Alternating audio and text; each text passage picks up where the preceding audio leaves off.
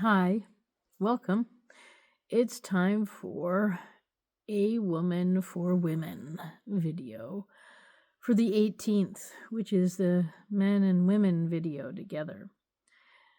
I am Susan Maud, here to talk to you about male and female interactions, and I was actually kind of satisfied with what I had already released, but something is compelling me to make this video. So I'm going to go ahead and make it, even though it's after the 18th. And yeah, I want this to be the video. So as I was releasing videos from YouTube and other sources, I came across a lot of videos about men saying that men and women cannot be friends, and women saying that men and women can be friends. And I think that says a lot. If it's really on the line, if men say they cannot and women say they can, we should listen to men, because maybe that's where the rape is happening. And I want to extend this little bit of information that gay men will not rape you. Gay men are gay, and they are safe, but not all men are safe. And as a lot of you know, I was raped when I was 9 years old by a brother and sister who were having an incestuous relationship, and the brother convinced the sister to invite me over for a sleepover, and then I was raped. I was 9 years old. What I have not told anyone is that when I was I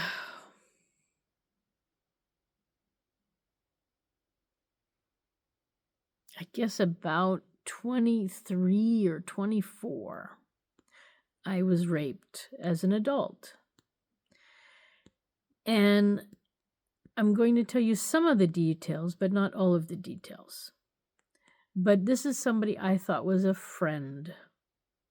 And I had also that same year a different male friend stay over who really professed to me that he was gay. And when he stayed over, absolutely nothing happened. But when this other person stayed over, and I don't remember the reasons why they were staying over. Maybe it was bad weather or too late to go home, or I don't know what. But I was sleeping, and then I woke up to someone being on top of me and trying to rape me. And at the time, I had already been living in New York a lot. And in New York City, you experience a lot of sexual abuse or sexual aggression. Whether it's people following you or masturbating in front of you on the subways or flashing you in many places, talking inappropriately to a woman, so me, about their sexual ideas, especially in the workplace.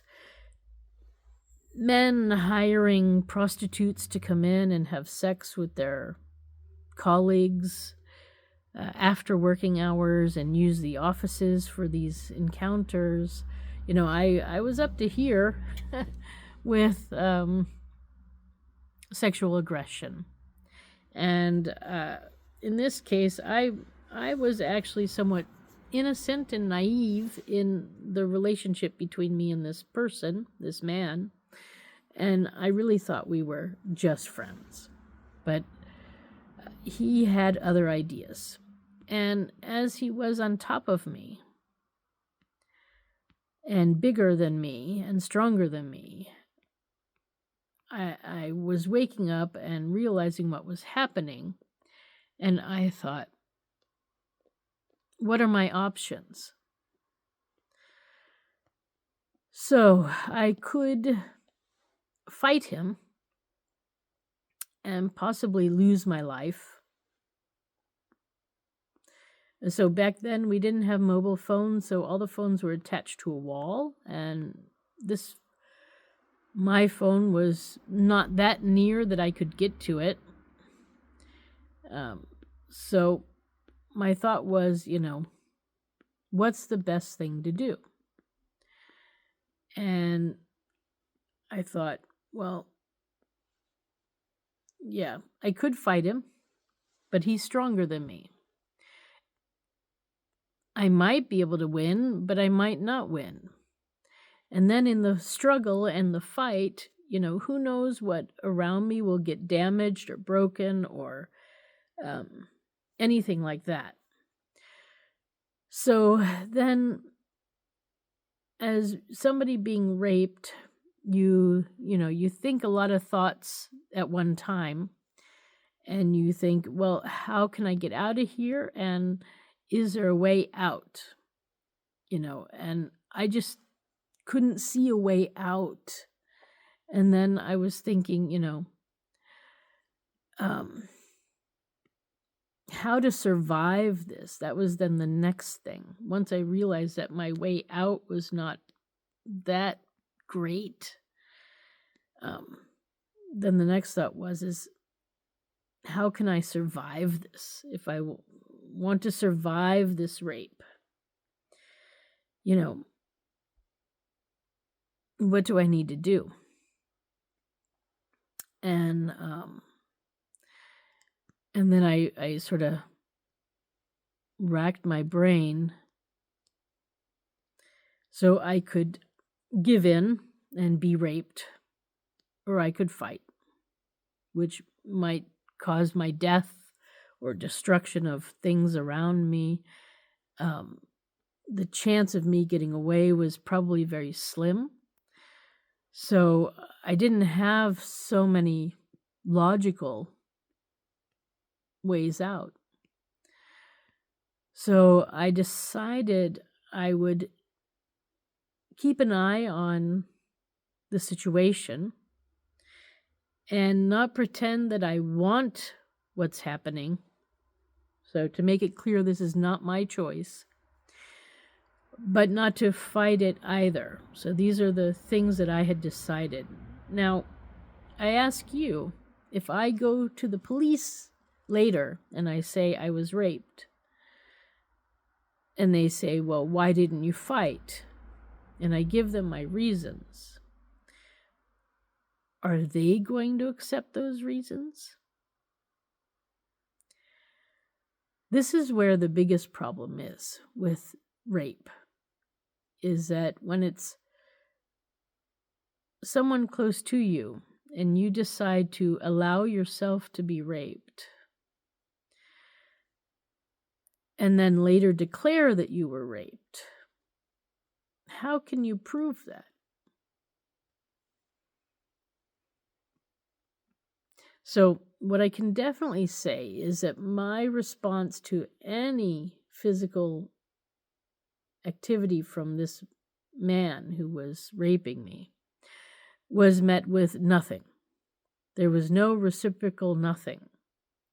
No reciprocal kissing, no reciprocal touching, nothing. I mean, it was like I could imagine he would believe he was making love to a corpse. I mean, if love is the word you want to use. But this is where the men and women friendship comes into play. As a woman, and as a lot of women, as we see in those videos, women seem to think that you can be friends. But men constantly in those videos say, no, it's not possible. So it is not possible, I'm going to say, even though I'm a woman. And I'm going to say that because men are constantly saying it's not possible. So ladies, we have to listen to the men. Just because we could be friends with them doesn't mean that they can be friends with us. They cannot be friends with us. It's not from our side, it's from their side. And they're being honest. They're saying it's not possible. So, and if you are thinking you're friends with somebody and then a rape occurs, knowing that men say it's not possible to be friends with women, then you have your answer. I mean, there was another story of a woman in Switzerland, actually, in like a neighboring town to where I am now, one of the big cities. She was raped by what she considered a friend and a friend of a friend this one night. They walked her home and then they raped her.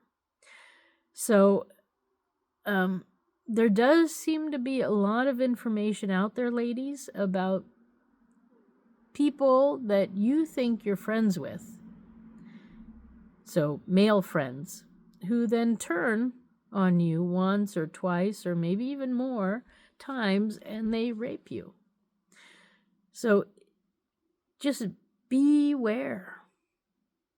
And if you're a mother with small girls or young ladies, you need to be vigilant and let them know that male friends are not always male friends. They have sexual aggression. And if they see an opportunity, they're going to go forward with their fantasy, whatever that is. So then how do you get out of a rape? And this, you have to go in, if you're being raped, you have to use your own head about it, because every rape is different and every minute is different. And every moment, depending on where you are and where it's happening, is different. So what works in one scenario may not work in another. And in my case, I decided to be like a corpse and not do anything. And after it was done, and he fell asleep. And I, as soon as it was done, got up and I went to the bathroom. And I stayed in the bathroom the rest of the night. Now, we didn't have mobile phones back then, so I could not call the police from there. But my goal was to not be raped. And my goal was, again, and to survive the night. So I locked myself in a safe place. And I thought that, he was at least, for the lack of a better word, he did what he wanted to do. So then he would get up and leave eventually, feeling that he did what he wanted to do. So there would be little or no damage to my other things, not to me, not to my things, and he would go. And that is exactly what happened. So what I was aiming for did happen. He left. And he was gone. And now, there, again, why did I not fight it off? So, some years earlier, or maybe that same year, I don't know when it happened, I moved from one place in Brooklyn to another. And my movers were great. And I gave them, their money, and I tipped them a little bit, and that was it. Well, the next day after being moved in, one of the mover guys showed up again at my door. And he was sort of pressing me for money so that I don't see him anymore so that he doesn't come back. And I gave him money, not a lot, but, $40 or something, $50, so that he would leave me alone. But the scare was already there. He was bigger than me, and he could have hurt me more. He could have hurt me, and he didn't. And so, one thing men don't realize is that women do realize that you're stronger than us. We don't like to always recognize it, and you're not stronger than all of us. There are some strong women, physically strong, but for the most part, especially when you're my size, we're small. And so, we don't have a lot of strength in comparison to your strength. And we recognize that. We know our limits. And so we have to work within the information that we have and the limits that we have, that we know that nature set for us. And so, every situation and every rape is different. It's not all the same. And what works in one situation might not work in another. And so if I was being attempted to be raped in a different place, I would respond differently. And in fact, there was a time too, back around the same time, where I was coming home late from work. I had just finished a shift at a restaurant, and I was on my way home, and I was suddenly being followed by 4 or 5 young men, all in their 20s, early 20s, and I knew I could not outrun them. So I had to find a way to get out of the situation. And I had just read a story like a couple of months before about this woman who was attacked by a group of men, about 4 or 5 of them. And they took her to a rooftop and they raped her, and then they threw her off the roof. And somehow she survived. This is what I had in my mind of what was going on or what could potentially happen. And I was like, well, I'm not quick enough to run away. And at the time in New York, in the boroughs there were this like group of 5 that was going around and attacking women. And so what I did was I clutched my bag a bit closer, and I decided to walk like I was knowing what I was doing and like a police officer. And it worked, because that's what they thought I was. They thought I was bait. And so they left me alone. So when you're dealing with a rape situation, it's always different.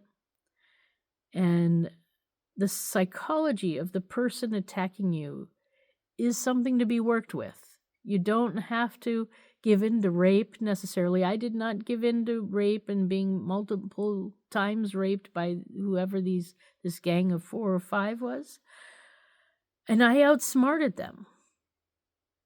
And I made it home. And trust me, until they turned around and walked away, my heart was pounding. And when I finally got home and I locked my door, my heart was like pounding, and I broke down in tears and everything.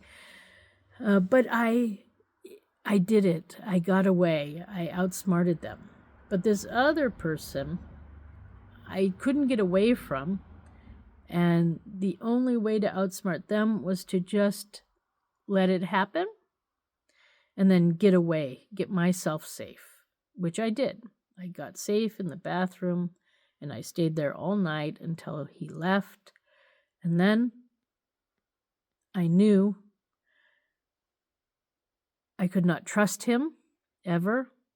And that despite that I considered him a friend up until that point, he was now no longer a friend. And this is an important lesson for all women to learn at any age. Because, even when we're 60, and we have a friend. They're not always a friend. So be careful what you say yes to, because it can become a nightmare. That's my most important message. Be careful what you say yes to, because it can become a nightmare. And if all these men in all these videos are saying men cannot be friends with women, it is time, ladies, that we hear the men saying that we cannot be friends. Because although from our side we can be, from their side it's not possible. That's the lesson to be learned. So, there you have it. Yeah. Now, I never told anybody about this other rape, so this is the first time I am reporting this. Okay, so thank you for listening and for being here. I hope you understand what I said, and I bet any man listening is probably nodding his head saying, yes, you're right, and a lot of the women need to also be nodding their head saying yes. So I just want us all to be safe and sound and to respect each other. That's the main thing. Okay. So again, thank you for stopping by, and I wish you a good evening wherever you are. Bye for now.